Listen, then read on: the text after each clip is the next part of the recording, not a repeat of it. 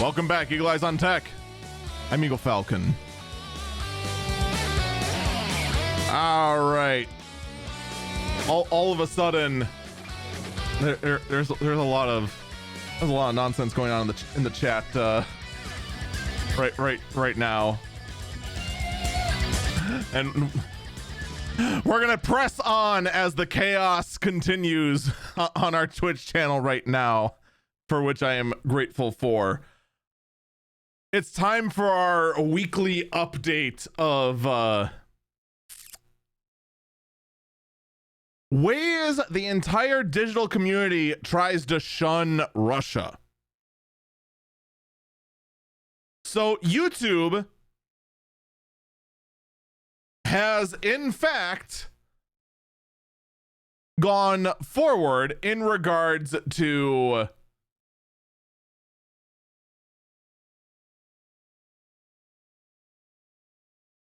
has moved forward with altering the way it is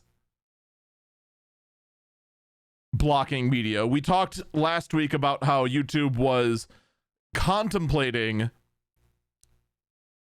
moving certain Russian sources. Now they have, in fact, not only blocked the advertising, but have blocked Russian state-funded media groups entirely, completely and utterly. They have all been blocked.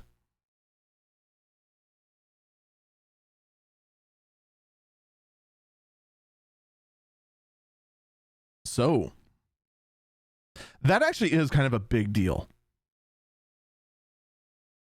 especially when you look at how a lot of people get a hold of their news. I actually can remember when it was actually in the middle of the night. My phone went off at like 2 a.m. Or was it my it was my phone went off with a warning with a tornado warning. And then also the Echo Show next to me also displayed the tornado warning as well, which was after that I wasn't gonna get a hold of sleep. So I got dressed. I head down to the basement to go ahead and, well, it's what you do during a tornado. You shelter in place. There's no TV in the basement, and you need to get a hold of some kind of source to see when the alert is over. So I actually went ahead and just pulled up on YouTube a live feed. One of our news outlets here actually does live broadcast their channel on YouTube. Their entire channel when they have the news going on anyway. And that was really helpful. I could go ahead, keep an eye on it as I'm sheltering in place in the basement at 2 a.m. and waiting for everything to clear. That ability is now gone to all of Russia.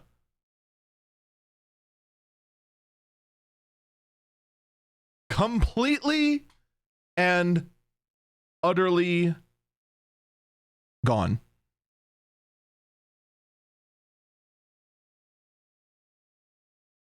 And now probably one of the most controversial decisions that have been made. Facebook now allows for war posts urging violence against Russian invaders. Now,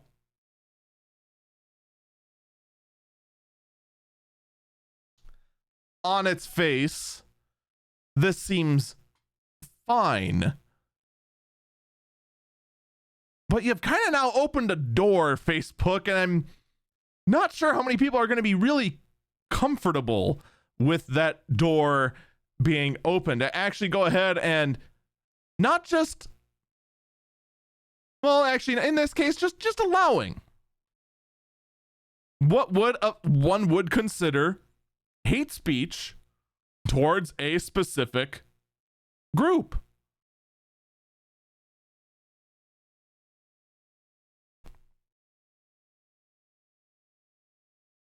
Yikes.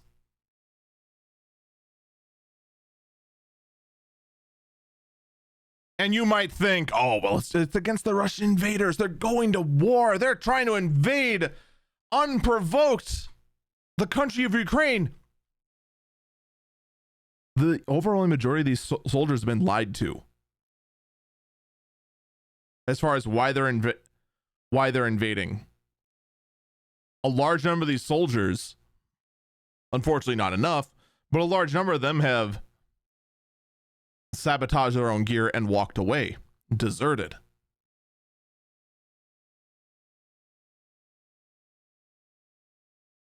And you've now opened the door to urge violence against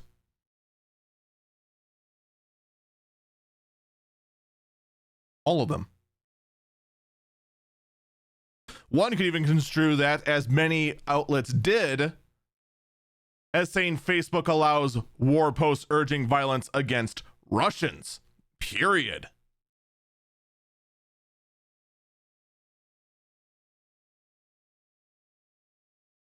And that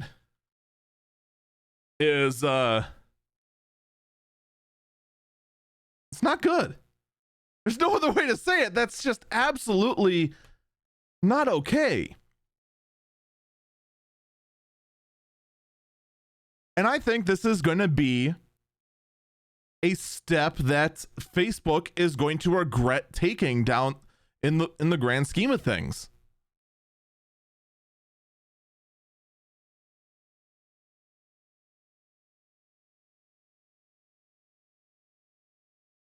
I, for one, wouldn't allow that kind of talk to happen on my channels, on any of the platforms that I'm in charge of.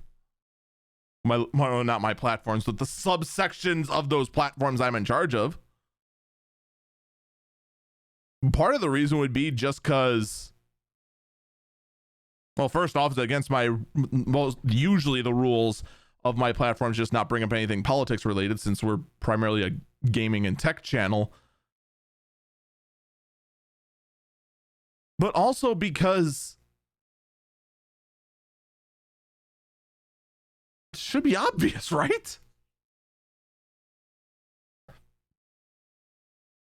I have a feeling Facebook is going to regret this.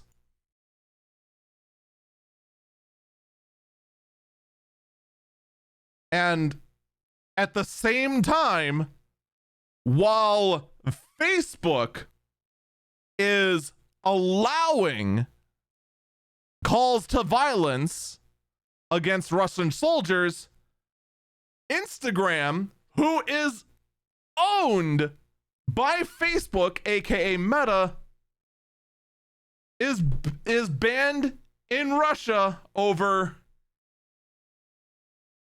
calls to violence. That did not take long at all, did it?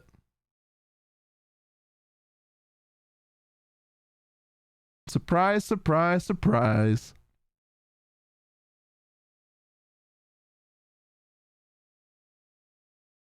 There's a headline that'll be very interesting down the road.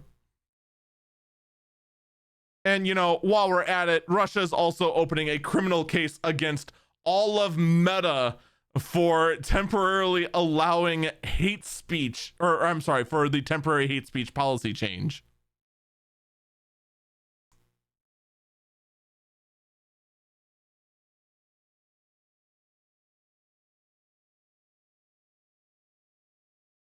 Not to sound like someone who's in favor of Russia invading Ukraine, but I can't blame Russia in this case. It is just kind of, you know what? You have fun with that, Meta. You kind of dug your hole on this one. I'm gonna just go ahead and chuckle from afar and hope that my fellow man in Ukraine that just wants to defend their home from unprovoked invaders stays alive and well.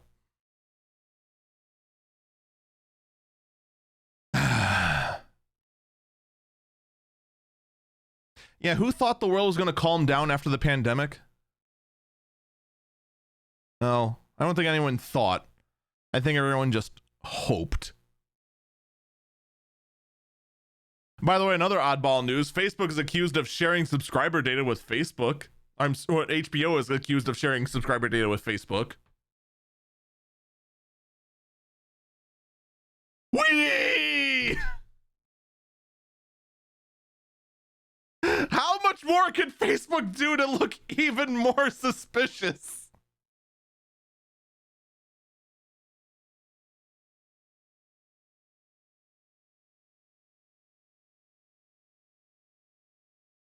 Someone in chat said, look, as far as the four horsemen, we have war, pestilence, and death. We're just missing the fourth one, famine.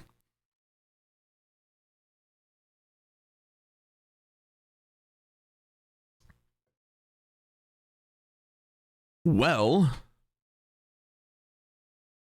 not to go full apocalyptic on you, but if the price of fuel to go ahead and transport food across countries and to nations that need said food go up so high that, you know, the cost of the food becomes unaffordable,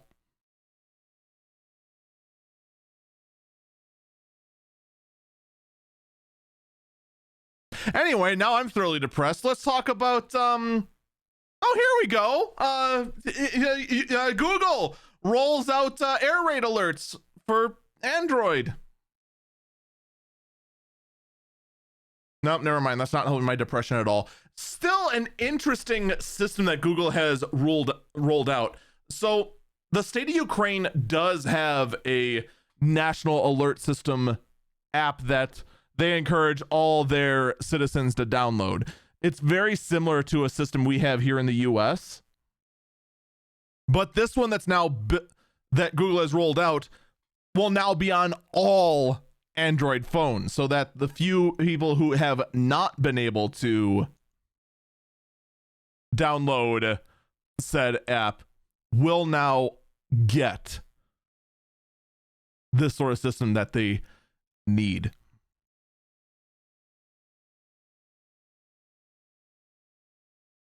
So, yay? I'll just say this much. Google has a history for killing projects. This is one that we're all going to eagerly await the day when Google kills this project. Very, very eagerly.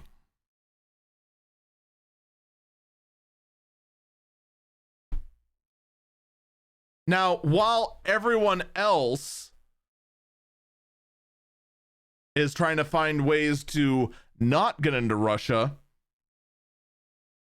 Twitter, on the other hand, has launched a privacy-focused protected site on the dark web to bypass Russia's block of Twitter.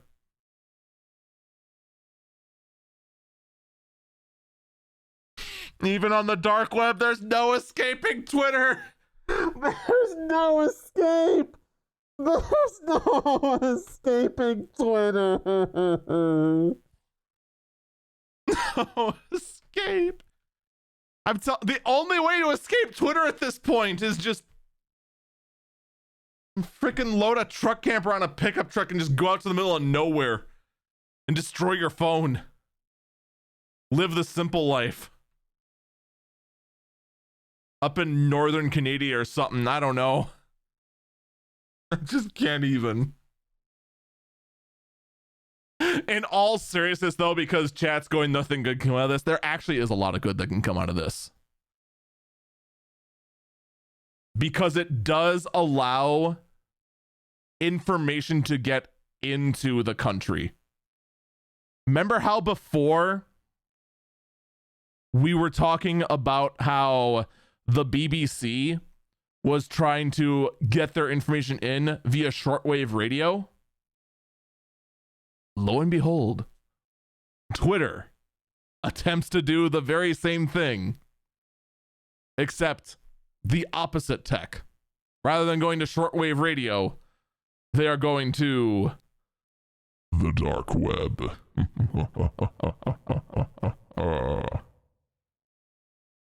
So we'll see how that goes. I do wonder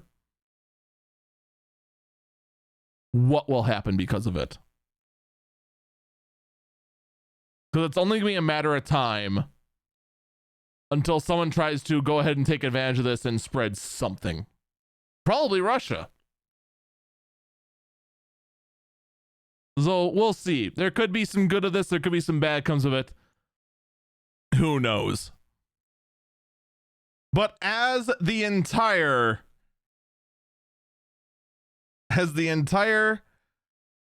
world tries to cut off every single digital service they can to Russia, well, don't worry. Vladimir Putin has the Russian people's back by legalizing piracy.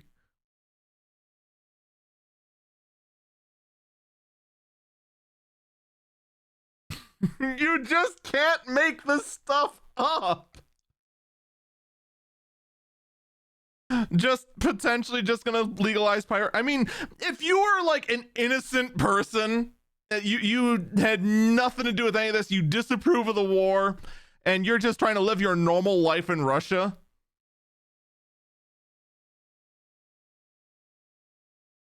what are you gonna do? You can't access anything. If you're a streamer in Russia, you can't make any money because of the sanctions. If you're, a YouTuber or a content creator in Russia, you can't do anything. If you're just trying to live your everyday life and just enjoy some Netflix or something, you can't do that. What are you gonna do?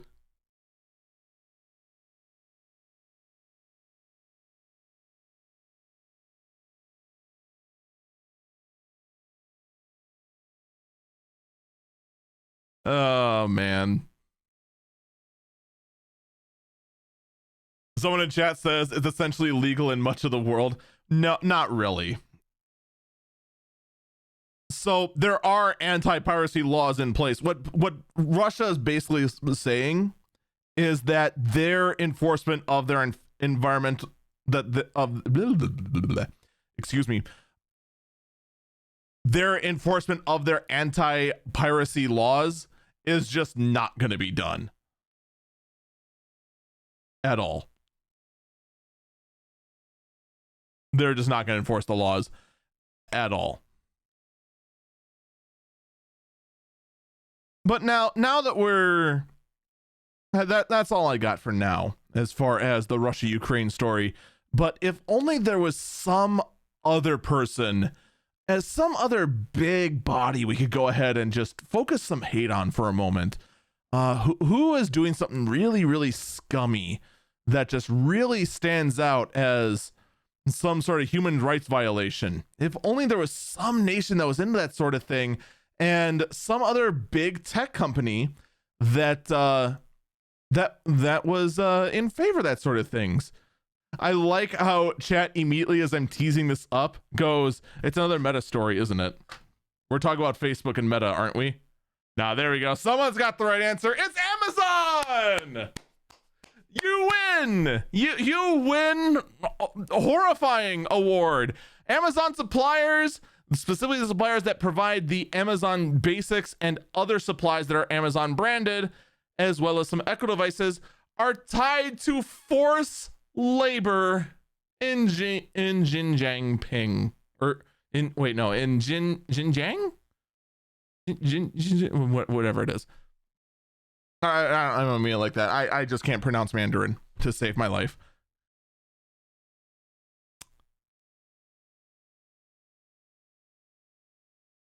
So here we have the country of China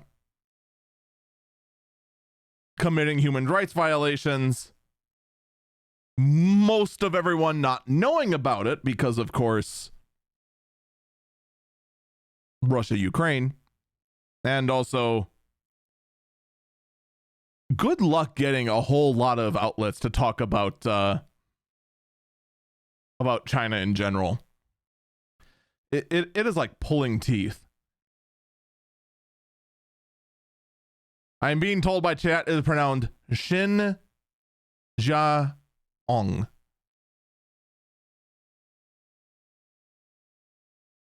At least that's how I'm reading it in chat. I am probably still incorrect, in which I still apologize. I am not fluent in Mandarin in any way, shape, or form. Do I even know? I'm actually trying to think. Do I even know what hello is in Chinese? I don't think I do.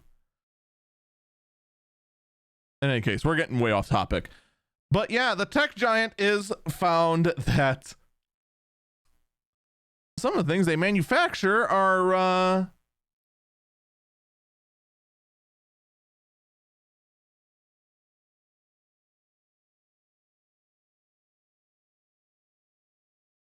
people in chat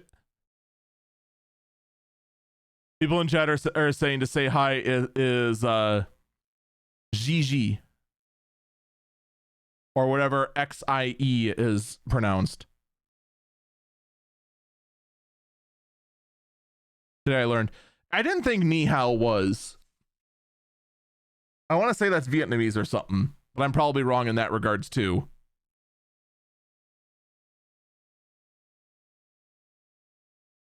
Ni Hao is probably something else completely. She is what chat is telling me.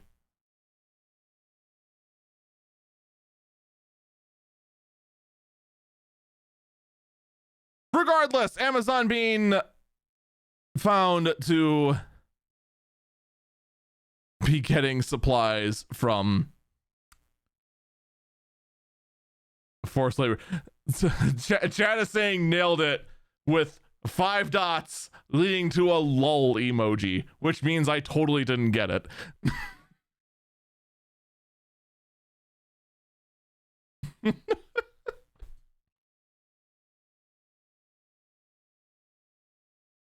So honestly, I'll be perfectly honest when it comes to this story. There's nothing anyone can do inside the US to try and get China to stop doing this. China's just going to do what China's going to do. You basically need multiple countries to try and place sanctions on China to try and get them to stop doing this. And then China, because they're a very, very, very, very, very, very, very, very giant basically a giant rolling temper tantrum. You gotta be very delicate when handling China. Amazon, on the other hand, absolutely pressure gonna be brought to Amazon to have them say, you know, maybe, just maybe we should like not have large chunks of our lineup being made by oh, Ni Hao is hello and Gigi is thank you. Okay, I did know something. I did know something in Chinese today. I learned, or Mandarin actually, but I digress. I digress again. How many times have I digressed in this one story? Well, I digress again. I do hope pressure is brought to Amazon to change up who they use for production of these products. The actual products being used, I believe the article just says specifically numerous Amazon basic devices as well as numerous Echo devices.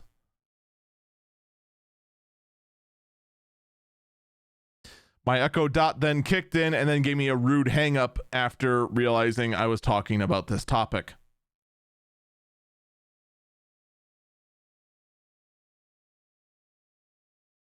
And And then immediately after that, my Amazon Echo said, sorry, I'm having trouble understanding right now.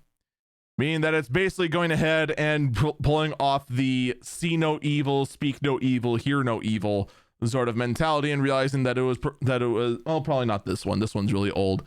Was made under questionable labor practices. Speaking of questionable actions, there was a large number of Twitch bans in regards to a tax avoidance situation inside the Middle East.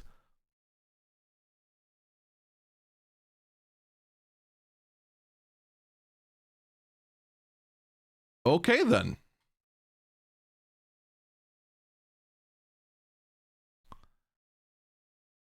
Well, that's interesting, to say the least. So yeah, trying to dodge taxes, not a good thing. Large number of streamers. I actually don't know the exact number of the bans, but from Zach Busey, which is where I got this story, many of these streamers were using services that helped them avoid the 30% tax as a nation without a tax treaty to the US. So this is most likely temporary bans that were put into place due to federal sanctions.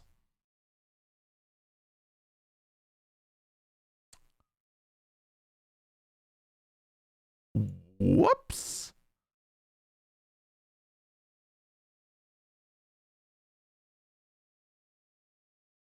Well, I hope they have fun with that. Someone in chat's asking specifically where. The story does not mention exactly where. So it then goes on to talk that each one of the ban lengths are 3 days for fraud for the majority of the cases.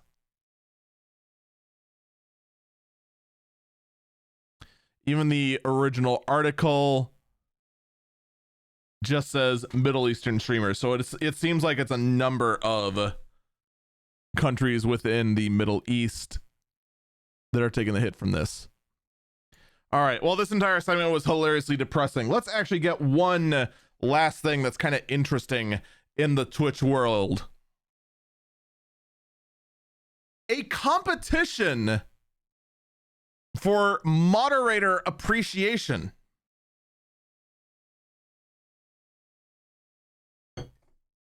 Oh. So Twitch has announced that streamers can go ahead and put in applications for their top mods, and then winners of the grand prize winner will be drawn on March 31st and receive 2 paid trips of $2,500, one for the nominated mod and the other for the creator, with a 3-day pass to TwitchCon San Diego on October 7th through the 9th. And 100 or more mods will receive a second place winner of $250 in Twitch gift cards. I can't remember the last time I've seen Twitch actually do something like this. Like it's been a while since we've seen this sort of thing. Someone in chat says the winner gets bits to give. I mean, you're not wrong. The second place winners do in fact just get straight up bits to give. I mean, there's other things you use a Twitch gift card for. It'd be what? Bits, and also gift subs, your own subs. Theoretically, that oh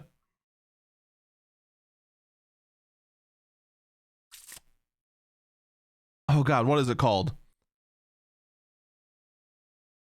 The like Discord competitor they tried to make, and it didn't really go anywhere. You might be able to use Twitch gift cards on those games, theoretically. I actually don't know. But in any case, Twitch has more info in regards to all of this. We're going to take our last break here. When we come back, we're going to finally get to the Apple announcement. And of course, the ridiculous stuff, such as the rebirth of LimeWire.